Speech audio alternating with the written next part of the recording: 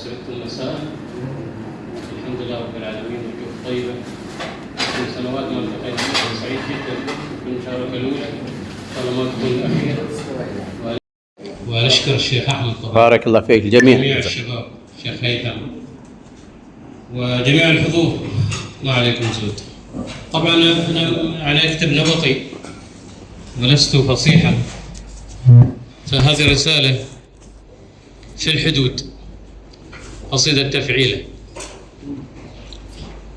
أقول هات راسك ودي يطبع قبلة في أعلى جبينك، ودي أحضن من كثر هالشوق عينك، شفتك بنفس الملامح من عرفتك، ما نقص من مملكة حضرة جمالك غير حسن، كم تمنيت أفرح بشوفة عيونك قبل أكثر من عدد هذه السنين، يا عسى ما شاب يا الوجه الحزين، ليه خطف هذا الزمن بسمة شفاتك، كنت تلقى الناس باسم وكان خدك ورد ناعم، وين غابت هالمعالم، أعرفك يا الحزن ظالم، شفت وش سواه هجيرك بالورود، سافر وعلق رسالة في الحدود،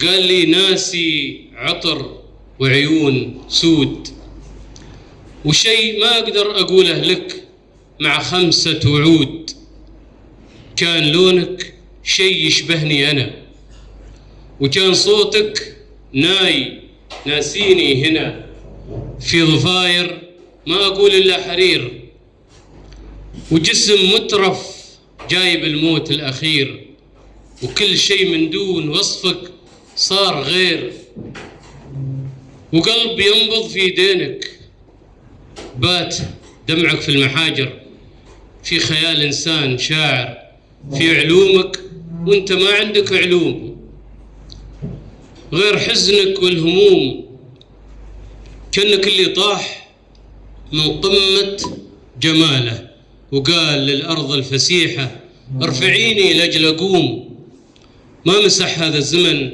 لو طال صورة، كل ما اشتاق أشوفك وين يا زحمة ظروفك، وصرت أتعب من وقوفك، من ليان وحسن عودك، وانت واقف فوق جرحي في مساءاتي وصبحي، ليه تسمعني همومك، أو أعيش بنصف يومك، جات هالفرصة وزرتك في مكانك، وخدت لحظة من زمانك، وقبل ما تغرق بدمعك هات راسك، أو أقول هات ذكرى من جبينك. سؤال.